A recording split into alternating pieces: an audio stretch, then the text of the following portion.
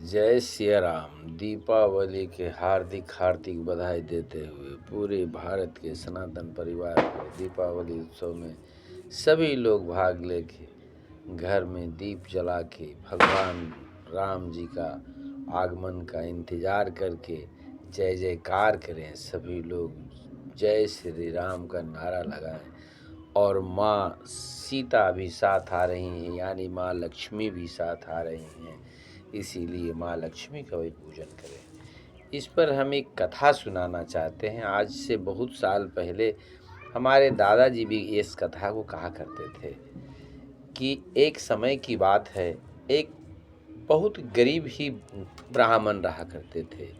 बहुत गरीब थे, जिनका 2 पुत्र थे। एक पुत्र का विवाह कर दिए थे और एक पुत्र का विवाह नहीं हुआ था। उसी बीच में उनका मौत हो गया। मौत होने के बाद दूसरा विवाह, उसका भाई एक गरीब परिवार में उसका विवाह कर दिया। विवाह होने के बाद बहुत उसके बड़े भाई सारा जायदाद को ले लिया कि तेरा विवाह में जो खर्च हुआ वो भी लेंगे, जो खिलाया वो भी लेंगे, कह के सारा संपत्ति उससे ले लिया। उसके पास कुछ नहीं बचा, एक टूटा सा घर उसके हिस्सा में मिला। उसका कुछ दिन होने के बाद उसका भी 2-4 बच्चे हो गए। रोज किसी दिन अपना जीविका चलाने के लिए नगर में भ्रमण करके, कहीं सत्कर्म करके, पूजा पाठ करके अपने घर गृहस्थ को किसी तरह 1 टाइम 2 टाइम उपवास रहने के बाद भी किसी तरह निवाला का व्यवस्था करते रहते थे। एक दिन वो दीपावली नजदीक आ रहा था और वो चुपचाप सोए हुए थे। सो के और ऊपर छत के छान को देख रहे थे। छान इतना छेदा था, खपड़ा इतना दूरी दूरी था कि बरसात का पानी सब घर के अंदर गिरता था। एक खटिया पर सो के और वो ऊपर देख के घर को, और ये याद कर रहे थे कि क्या माँ हमारे घर में दीप भी नहीं जलेगा।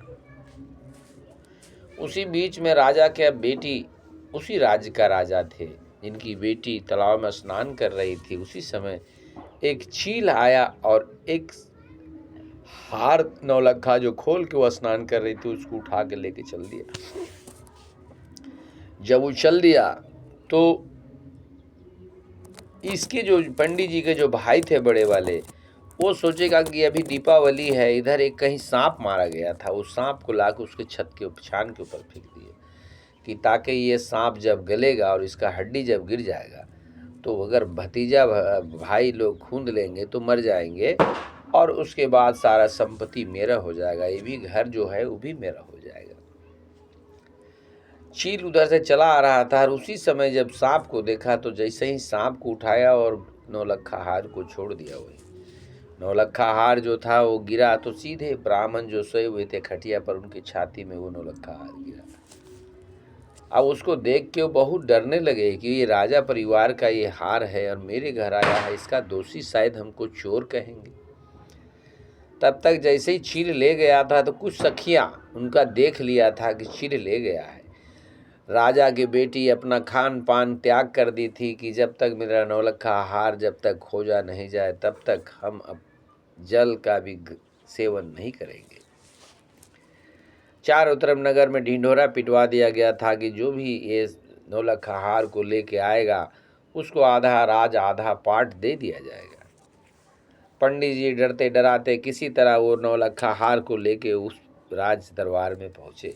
बोले महाराज मेरा कोई कसूर नहीं है, हम चोरी नहीं किया है, एक किस भाव से मेरे घर के अंदर गिरा ये बात हम नहीं जानते, मेरे घर का छत सब टूटा हुआ है। तब राजन बोलते हैं कि नहीं नहीं, आप चोरी तो नहीं किया है, ये बात हम भी जानते हैं। हम अपने कहे के अनुसार आधा राजपाट आज से ही आपके नाम से लिखते हैं। मंत्रिमंडल को बुलाया गया, लिखा पढ़ी का व्यवस्था जुटाया गया, मगर राजा बोले कि अब इनके नाम से आधा सब लिख दो।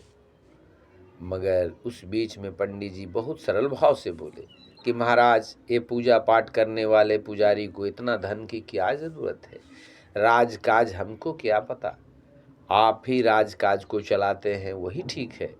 हमको अगर देना चाहते हैं तो हम छोटा सा कुछ मांगते हैं उसको दे दें, क्या चाहिए तो हमको कुछ दीप जलाने के लिए घी दे दें और कुछ दीप दे दें और एक ढिंडोरा पिटवा दे कि आज दीपावली के दिन में 5 बजे के बाद किसी भी नगर में किसी के घर में दीप नहीं जलेगा। ऐसा ढिंडोरा पिटवा दे, केवल सारे नगर का दीप बुझवा दे और केवल मेरे घर जले, ऐसा आदेश कर दे और कुछ नहीं चाहिए कह के राजा के बीच अपना प्रस्ताव रखे। ब्राह्मण का बात को सुन के राजा अंदर से बहुत ही खुश हुए कि ब्राह्मण में इतना संस्कार है जो पूजा पर भरोसा करता है, इतना संपत्ति देने के बाद भी ये संपत्ति लेने से इनकार करता है।